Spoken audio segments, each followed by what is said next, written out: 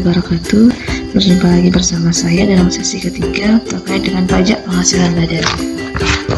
Terkait dengan kompensasi rugi, apabila penghasilan itu bruto setelah pengurangan, sebagaimana dimaksud pada ayat 1 didapat kerugian, maka kerugian tersebut dikompensasikan dengan penghasilan mulai tahun pajak berikutnya, berturut-turut sampai dengan 5 tahun. Adanya perubahan cara bayar PPh umum menjadi PPh final sesuai PP 46 diubah kemudian menjadi PP nomor 23 tidak menghapus hak kompensasi kerugian yang berasal dari tahun yang belum daluarsa, kecuali kerugian yang timbul di tahun diterapkannya PP 46 atau PP pasal 2 PPh nomor 23. Saya buat ilustrasi sebagai berikut.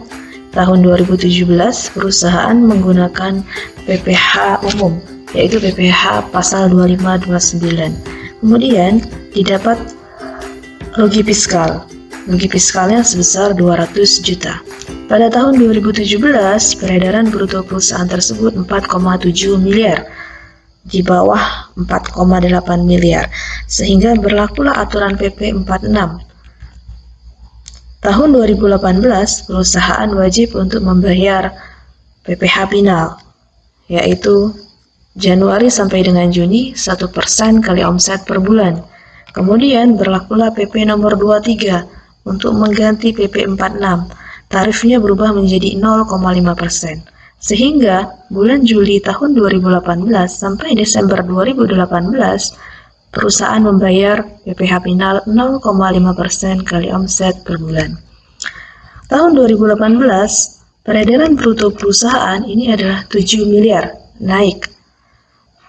Berada di atas 4,8 miliar. Sehingga berlaku aturan ketika omset perusahaan peredaran bruto perusahaan sudah di atas 4,8 miliar, maka tahun berikutnya perusahaan menggunakan PPh pasal 2529. Artinya balik lagi ke PPh umum. Nah, di sini tahun 2019 terdapat laba fiskal sebesar 200 juta.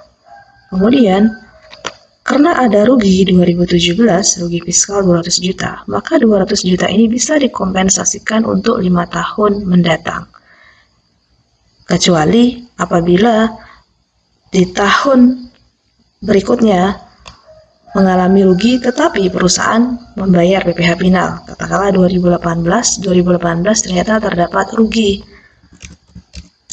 rugi sebesar 200 juta. Maka rugi fiskal 2017 ini tidak boleh dikompensasikan untuk rugi tahun 2018. Kenapa? Karena di tahun 2018 ini perusahaan membayar PPh final. Maka konsekuensinya apa? Rugi tersebut dikompensasikan ke tahun-tahun berikutnya yang membayar atau perusahaan tersebut membayar PPh umum, PPh pasal 25/29. Maka rugi 2017 ini hanya bisa dikompensasikan di 2019. Sehingga penghasilan kena pajak 2019 ini nihil. Untuk kompensasi rugi tahun 2017 hanya bisa dikompensasikan untuk 5 tahun. Berarti 2018, 2019, 2020, 2021, dan 2022. Aturan baru. Sejak berlakunya PP nomor 23 tahun 2018, apabila wajib pajak memilih atau sudah menggunakan PPh 25/29, maka meskipun peredaran brutonya kurang dari 4,8 miliar setahun, tetap tidak boleh lagi untuk memilih PPh final 0,5% dari omset. Ini aturan baru. Jadi ketika misalnya perusahaan baru berdiri, beroperasi tahun 2020, kemudian memilih PPh umum pasal 25/29,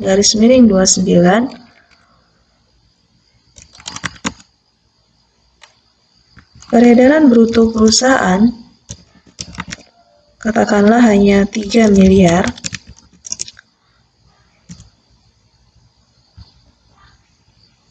Maka untuk tahun selanjutnya perusahaan tetap menggunakan PPh pasal 25/29. Jadi tidak boleh menggunakan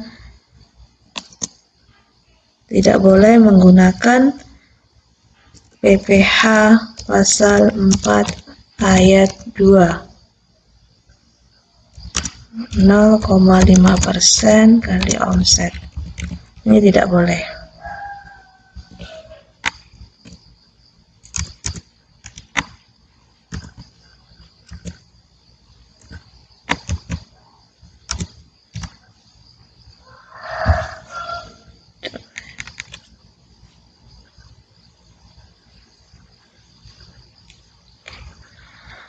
Oke. Selanjutnya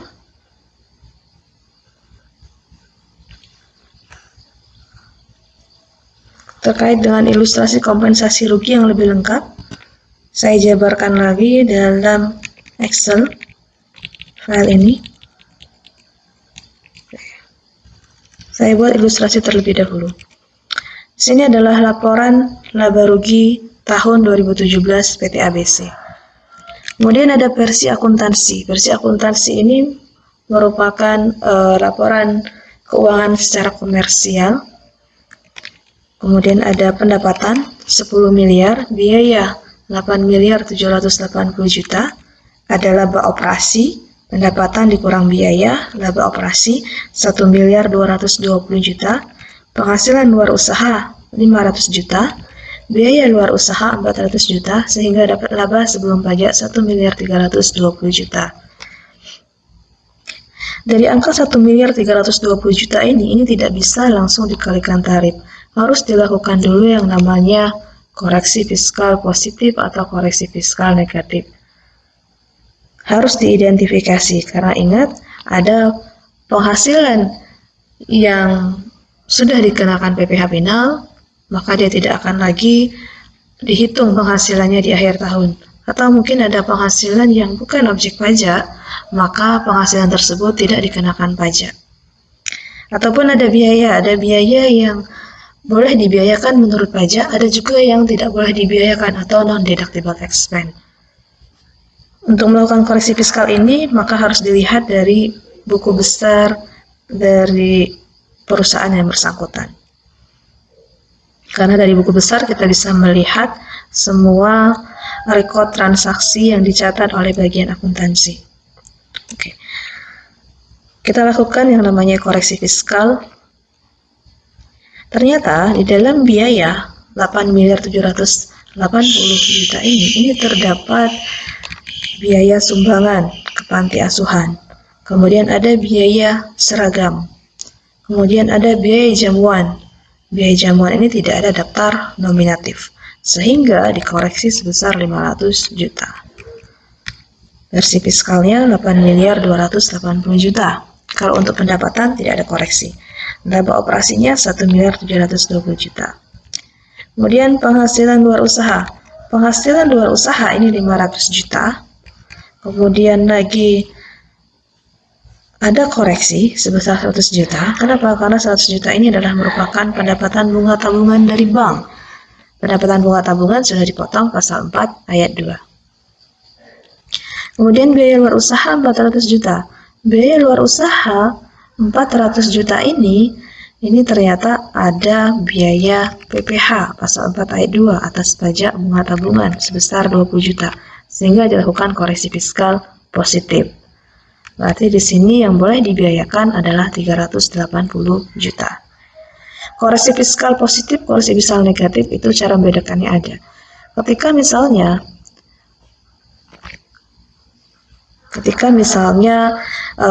kita melakukan koreksi atas biaya. Ketika biaya ini dikoreksi fiskal positif, artinya pajak tidak mengakui.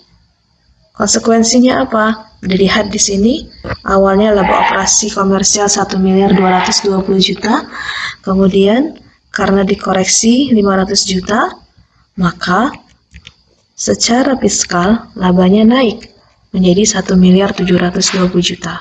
Nah, Arti positif ini apa? Positif itu adalah di mana laba jadi naik, kemudian pajak juga naik. Itu menyebabkan koreksi fiskal positif. Kalau koreksi fiskal negatif itu menyebabkan laba turun, kemudian lagi pajak juga turun. Nah, negatif. Positif bagi negara, negatif juga bagi negara. Ya, di sini penghasilannya harusnya diakui 500 juta, tetapi karena tidak boleh diakui 100 juta ini karena sudah kena PPh final, maka penghasilan yang diakui hanya 400 juta, berarti turun. Nah, turun inilah nanti yang menyebabkan konsekuensi laba juga turun.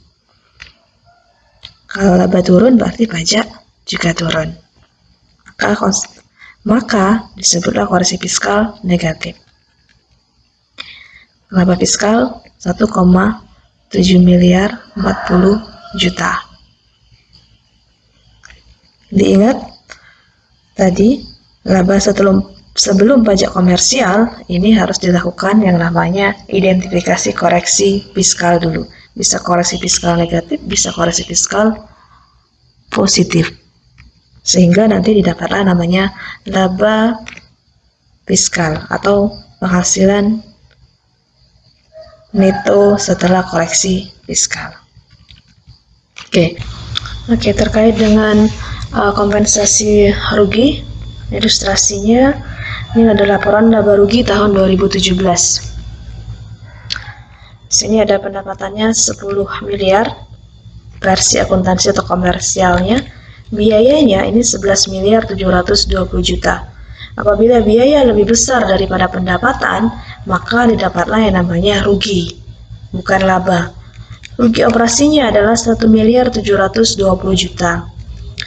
Penghasilan luar usaha 500 juta, biaya luar usaha 400 juta. Sehingga rugi sebelum pajaknya adalah 1 miliar 620 juta. Ini versi akuntansi atau komersialnya. Kemudian kita lakukan yang namanya koreksi fiskal. Koreksi fiskal tadi biaya ini dikoreksi, ini 500 juta, sehingga menyebabkan ruginya berkurang dari 1 miliar 720 juta menjadi 1 miliar 220 juta.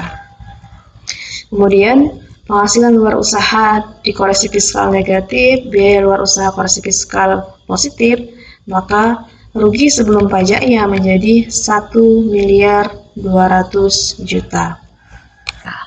Nah, 1 miliar 200 juta ini boleh dikompensasikan untuk 5 tahun ke depan. 5 tahun ke depan, berarti 2017, kompensasi 2018, 2019, 2020, 2021, 2022.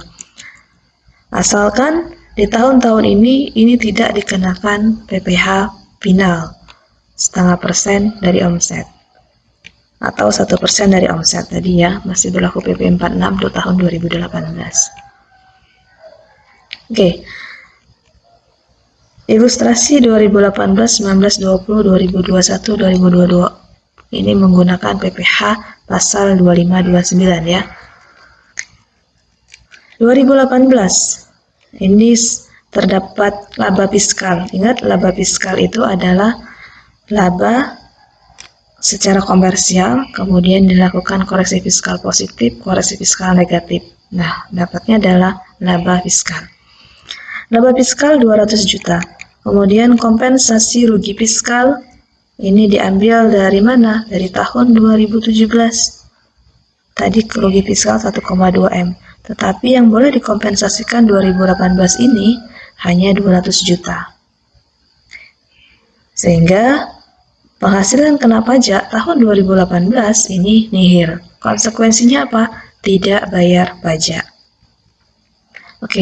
Kemudian tahun 2019 terdapat rugi fiskal. Minusnya berapa? 300 juta. Konsekuensinya tidak bayar pajak. Karena rugi, maka tidak dilakukan kompensasi dari tahun 2017 ya, karena sama-sama rugi. Tapi 2019 ini, rugi fiskal ini boleh dikompensasikan untuk 2020, 2021, 2022, 2023 sampai dengan 2024. Kemudian 2020, laba fiskalnya ternyata nihil, tidak bayar pajak juga, tetapi karena nihil maka tidak menerima kompensasi dari rugi 2017. Kemudian 2021, laba fiskalnya adalah 100 juta. Nah, karena ini ada laba, maka kompensasi fiskal 2017 ini boleh dipakai. Sebesar berapa? Sebesar laba fiskal 2021 ini, yaitu 100 juta. Sehingga apa? Penghasilan kena pajaknya nihil, berarti tidak bayar pajak. 2022, laba fiskalnya ini 800 juta. Kompensasi rugi fiskal yang boleh dipakai dari tahun 2017 berapa? 800 juta. Sehingga penghasilan kena pajaknya nihil. Artinya apa? Tidak bayar pajak.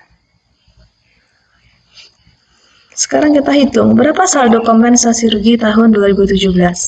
Hitung. 1,2 miliar, kita kurangi dengan kompensasi rugi fiskal 2017, 200 juta, kemudian dikurangi lagi dengan kompensasi rugi fiskal yang terpakai, 100 juta, dikurangin lagi dengan kompensasi rugi yang dipakai di tahun 2022, 800 juta. Sehingga saldo kompensasi rugi 2017 ini masih ada sisa sebesar 100 juta. Nah, 100 juta ini tidak bisa digunakan lagi di tahun 2023. Kenapa? Karena sudah melewati 5 tahun. Oke, rekan-rekan Texos Prepot Pajak Ayah KPN sekalian, harap diingat ada konsekuensi dari pemanfaatan rugi fiskal ini. Apa? Ada perusahaan tersebut nanti bisa diperiksa oleh pajak.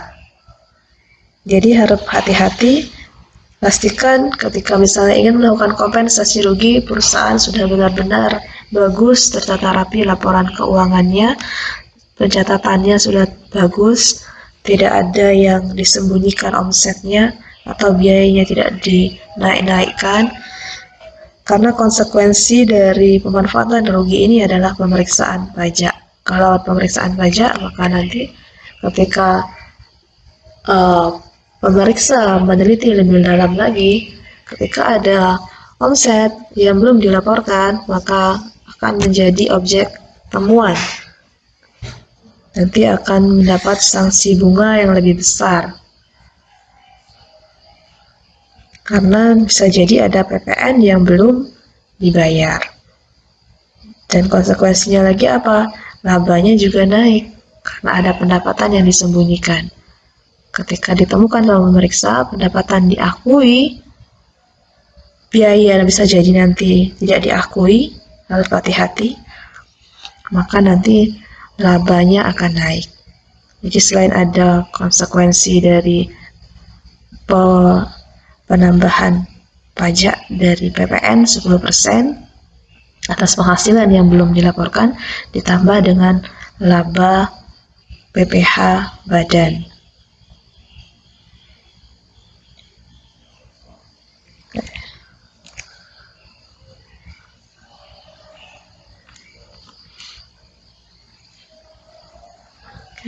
Selanjutnya ini tabelnya, kalau kita buat tabel terkait dengan kompensasi rugi ya. Selanjutnya terkait dengan penyusutan. Oke.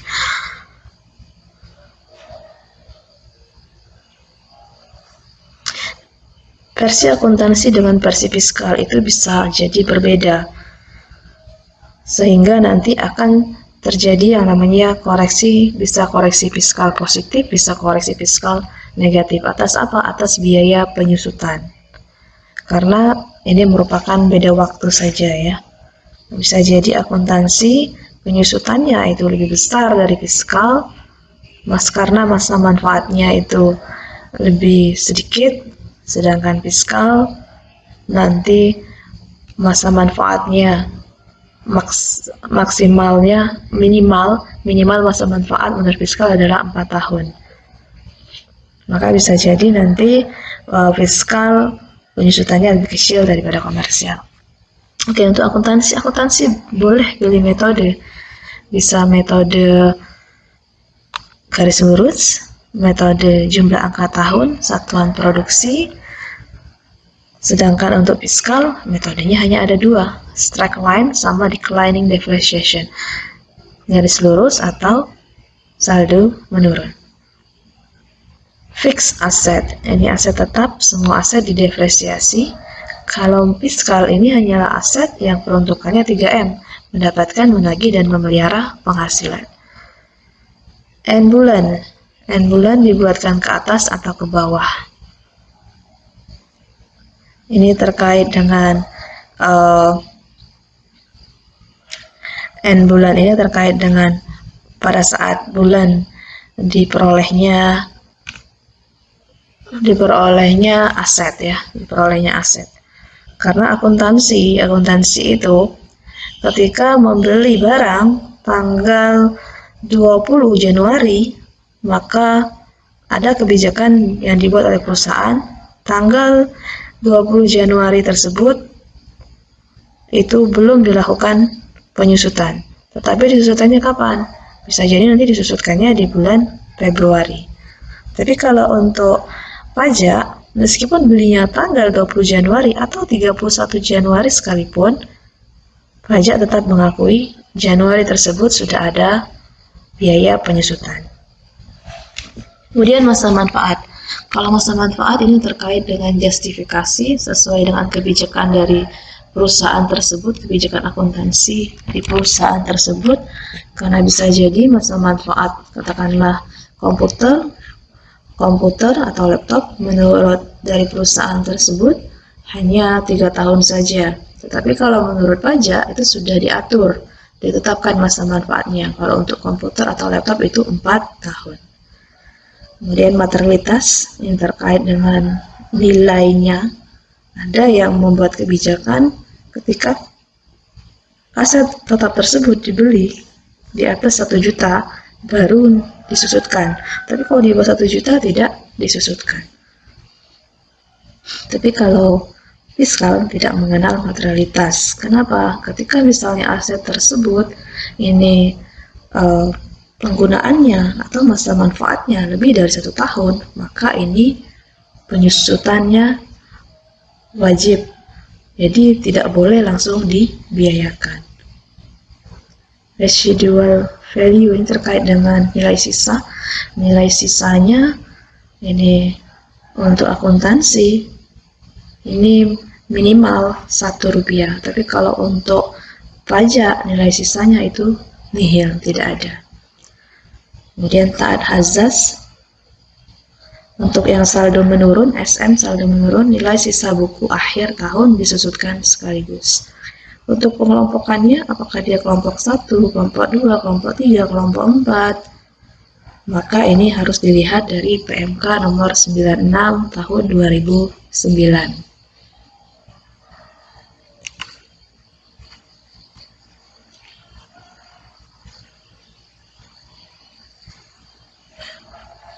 Selanjutnya ini ada tabel terkait dengan tarif penyusutan. Kelompok harta bukan bangunan dan harta tidak berwujud. Harta tidak berwujud bisa jadi ini adalah hak merek. Kemudian lagi terkait dengan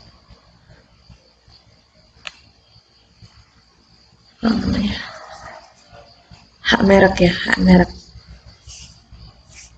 Ataupun harta tidak berwujud lainnya nih. Software, bisa jadi software khusus ya, software khusus.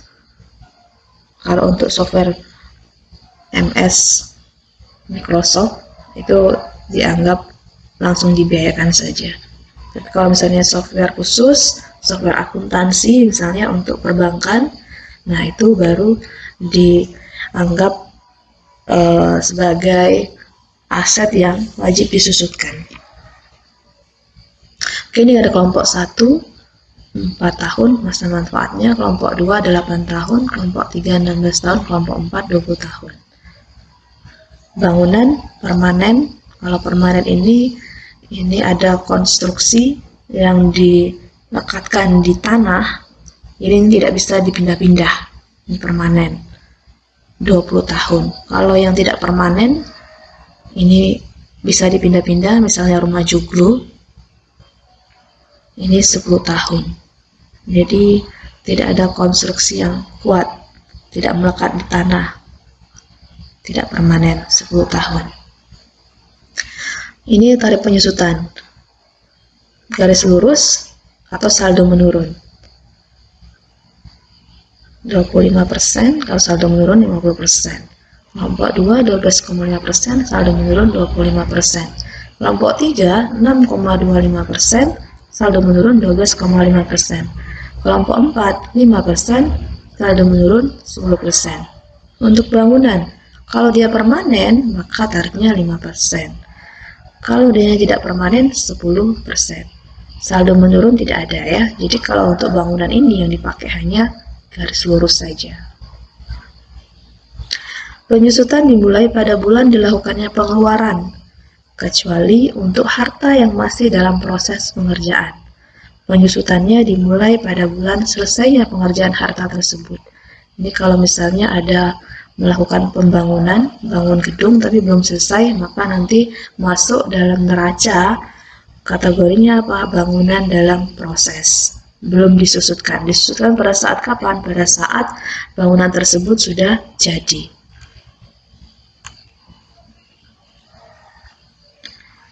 Contoh kelompok aset. Oke, saya akan kasih contoh lihat nih terkait dengan PMK nomor 96.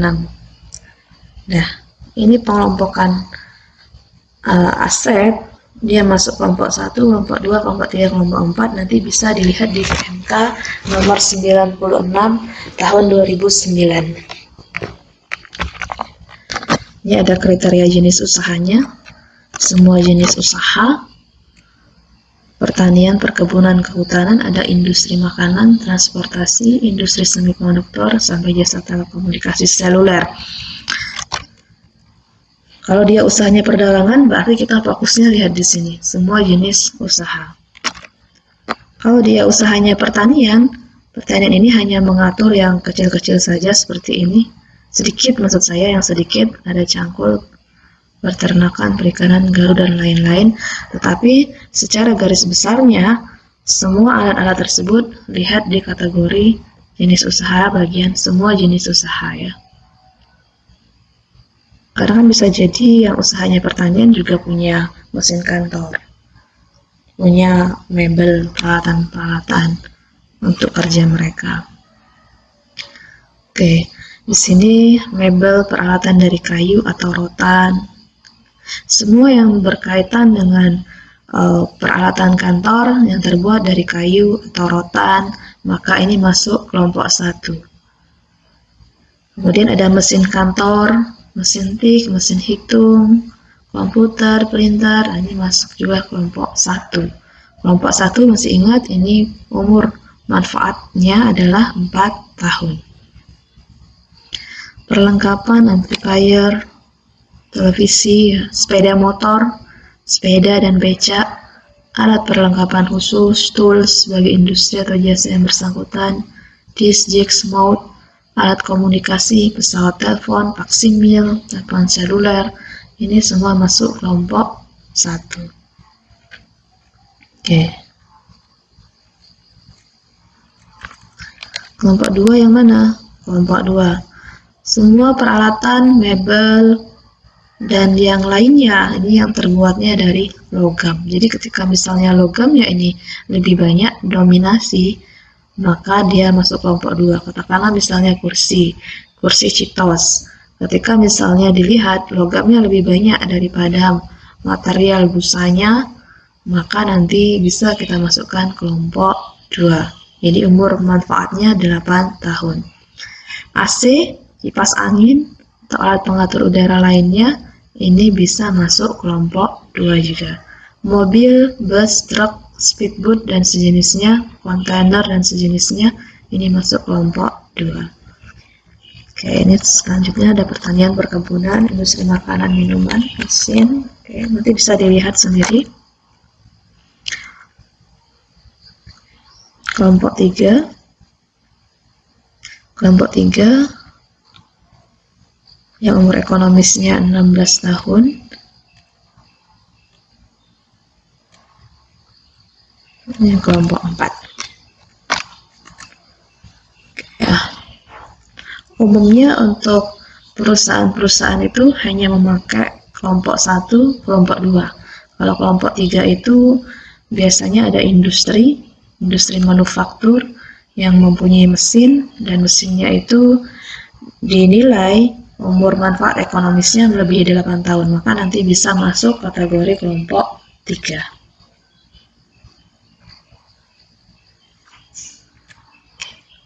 Nah, ini contoh penghitungan. Oke, kita akan menghitung bagaimana sih pembebanan atas biaya penyusutan terkait dengan aset tetap itu. Saya buat ilustrasi sebagai berikut.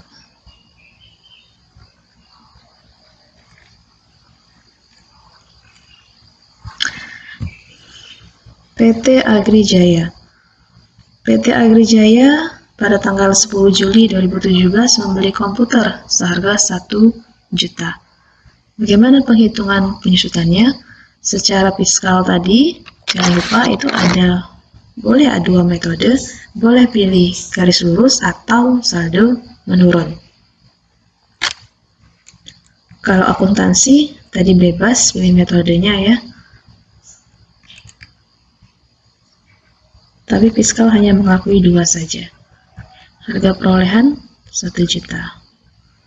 Tanggal perolehan 10 Juli 2017. Sekarang kita harus melakukan identifikasi dulu. Identifikasi aset. Komputer. Komputer itu masuk kelompok berapa? Oke. Buka lagi nanti PMK nomor 96 tahun 2009. Oh, ternyata masuk kelompok 1.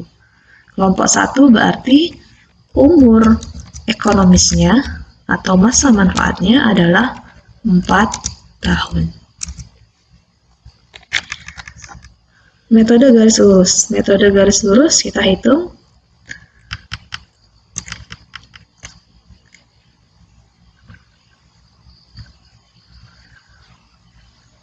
Tahun 2017, biaya penyusutan yang boleh dibebankan hanyalah 7 bulan.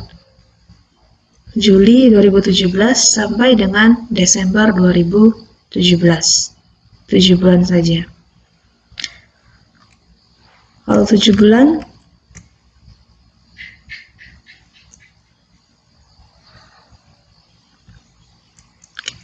Juli sampai dengan Desember 2017 ya, kita hitung dulu. Sepertinya bukan 7 bulan ya, tapi 6 bulan ya.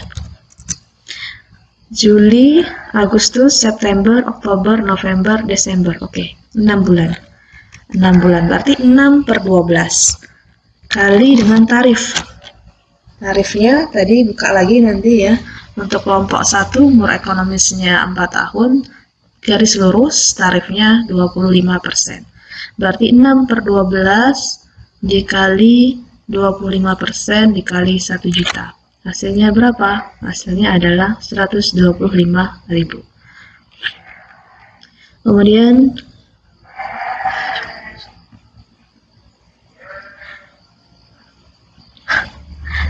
biaya penyusutan 2018. Januari 2018 sampai dengan Desember 2018. Ini 1 tahun ya. 1 tahun, Januari 2018 sampai dengan Desember 2018.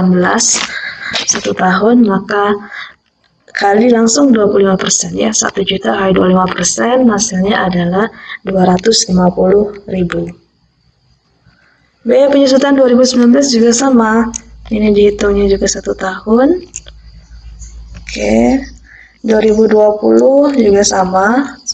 1 tahun ini biaya penyusutannya. Nah, yang 2021 kita hitungnya tidak langsung kali tarif 25%, tetapi harus dilihat dulu Januari sampai dengan Mei. Berarti ada berapa bulan? Ada 6. Januari sampai dengan Mei 2001 ya, berarti ini Januari sampai dengan Juni ya, karena tadi kan belinya adalah Juli berarti Januari sampai dengan Juni ya. Januari sampai dengan Juni. 6/12, 6/12. Januari sampai Juni ada 6. 6/12 kali 25% tarif kali 1 juta yaitu 125.000. Itu cara hitung metode penyusutan garis lurus. Tarif kali harga perolehan.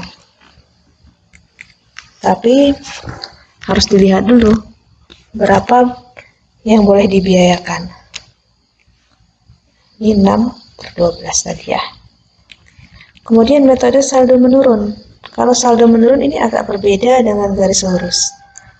Karena nanti tarif itu dikali dengan sisa nilai buku. Sehingga nanti kita akan membuat ilustrasi sebagai berikut.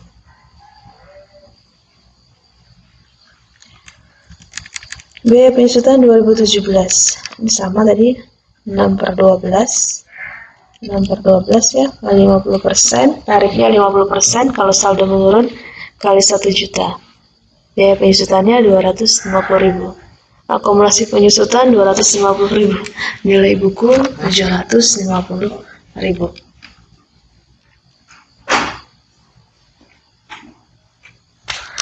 Kemudian lagi biaya penyusutan 2018. 2018 ini 1 tahun sudah dihitungnya 50% tarifnya. Nah, ini 750.000 dapat dari mana?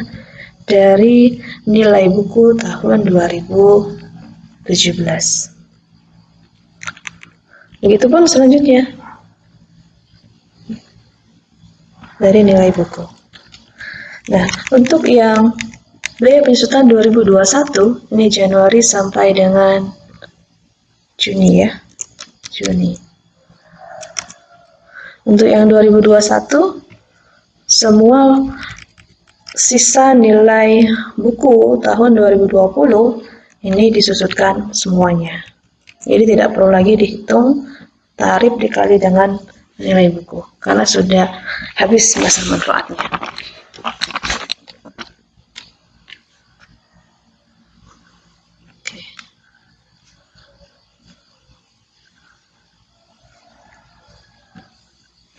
Oke, selanjutnya kalau yang tadi sudah dibahas ya. Cadangan.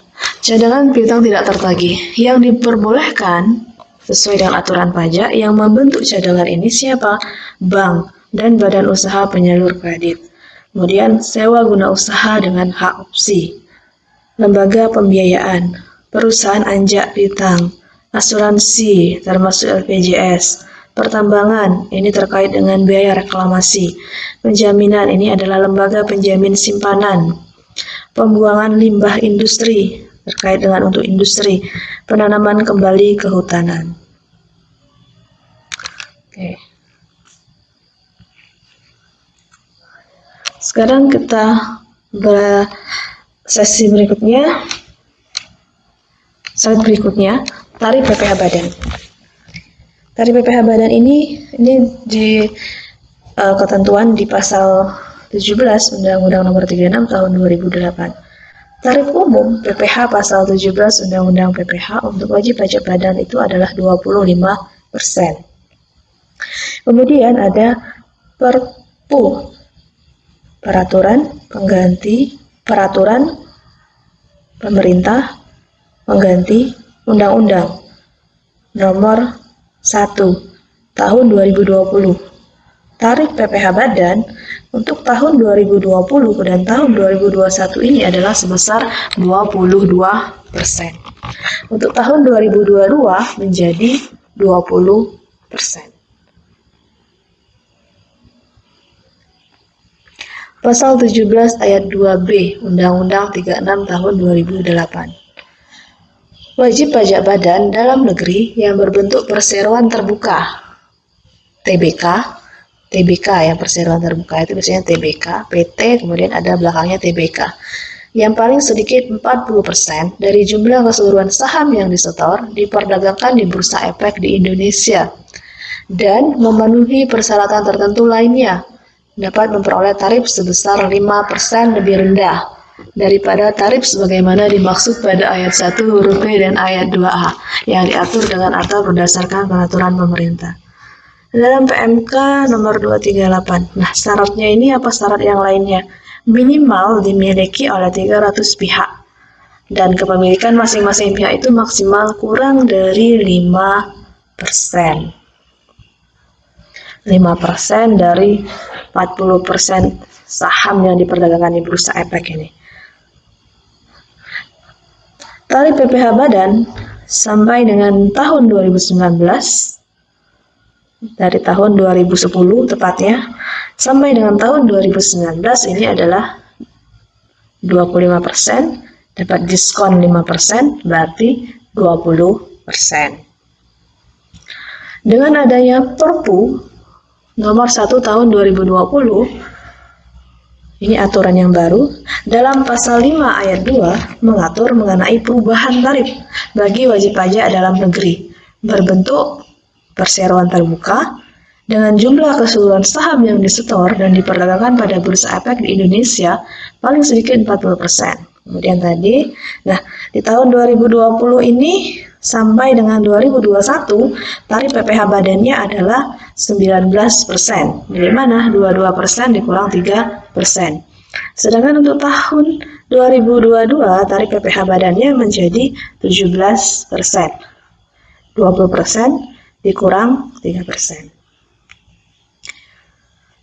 Nah, fasilitas pasal 31E Undang-Undang Nomor 36 Tahun 2008.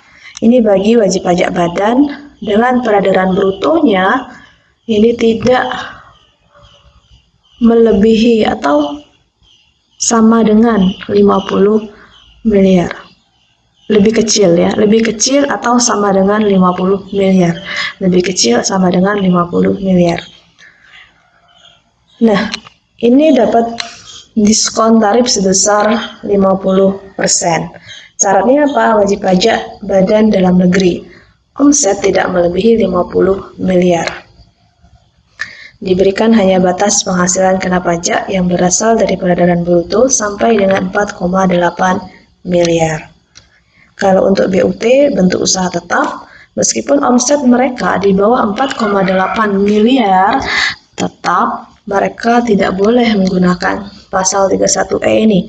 Tidak ada diskon 50% ini, tetapi tarif mereka adalah tarif umum, yaitu untuk tahun 2020 sampai 2021 adalah 22%. Ilustrasinya, peredaran bruto PTY dalam tahun pajak 2017 4,5 miliar, PKP itu penghasilan kena pajak 500 juta. PKP itu yaitu laba neto atau laba fiskal tadi setelah dikurangi dengan kompensasi rugi apabila ada.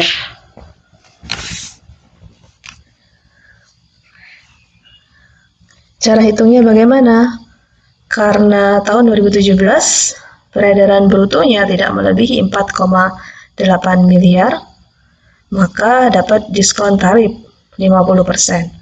Berarti di sini hitung pajak terutangnya adalah 50% kali 25% kali 500 juta. 62 juta 500 pajak terutangnya. Bagaimana kalau misalnya nih PTX dalam tahun pajak 2017 peredaran brutonya adalah 30 miliar dan PKP-nya adalah 2 miliar. Nah, cara hitungnya bagaimana? Di sini cara hitungnya ada dua. Ada yang mendapatkan fasilitas diskon tarif 50%, ada yang tidak mendapat diskon tarif. Jumlah penghasilan kena pajak dari bagian peredaran bruto yang memperoleh fasilitas ini dari 4,8 miliar dibagi dengan peredaran bruto 30 miliar kali penghasilan kena pajak 2 miliar.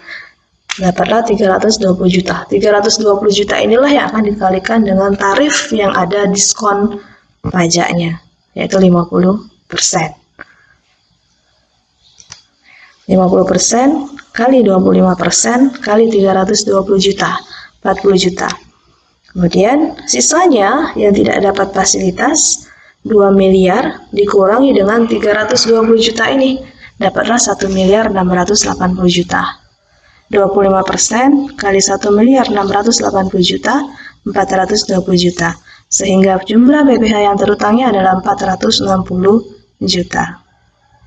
Oke, dengan berlakunya Perpu nomor 1 tahun 2020, maka tarif juga berubah. Peredaran bruto PTY dalam tahun pajak 2020. Tahun pajak 2020 4,5 miliar, PKP-nya 500 juta. Maka di sini pajak penghasilan yang terutangnya adalah 50% kali 22%, berarti 11%. 11% dikali 500 juta, 55 juta. Pajak penghasilan yang terutang tahun 2020, 55 juta. PTX tahun pajak 2020, 30 miliar, PKP 2M. Maka tadi yang diganti PPh terutangnya 50% kali 22% kali 320 juta yang dapat diskon pajak. Kemudian 22% kali 1.680. PPh terutangnya 404.800.000 rupiah.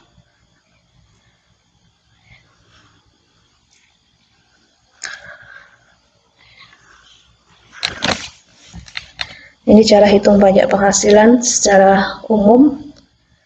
Saya buat ringkasannya seperti ini untuk tahun 2020 dan 2021 ya. Tarif PPh 22% kali laba kena pajak.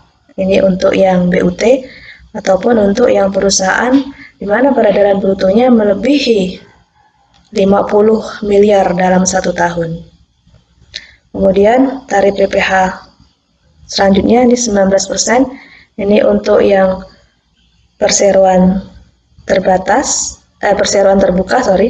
untuk yang PT TBK tadi yang sahamnya diperdagangkan di Bursa Efek 40%, kemudian dimiliki oleh 300 pihak yang berbeda, dan minimal kepemilikan mereka terhadap saham tersebut itu dibatasi hanya 5% saja. Kemudian tarif PPh ini yang 11% ketika peredaran bruto mereka itu dalam 1 tahun tidak melebihi 4,8 miliar, sehingga mendapat diskon 22% dikali 50%. Kemudian apabila peredaran bruto mereka dalam 1 tahun itu tidak melebihi 50 miliar, maka mereka dapat 2 tarif. Ada yang dapat diskon 11%, ada yang tidak dapat diskon 22% kali laba kena pajak. Kemudian ini yang dikenakan pajak secara final. Jadi tarif langsung saja dikali dengan penghasilan bruto.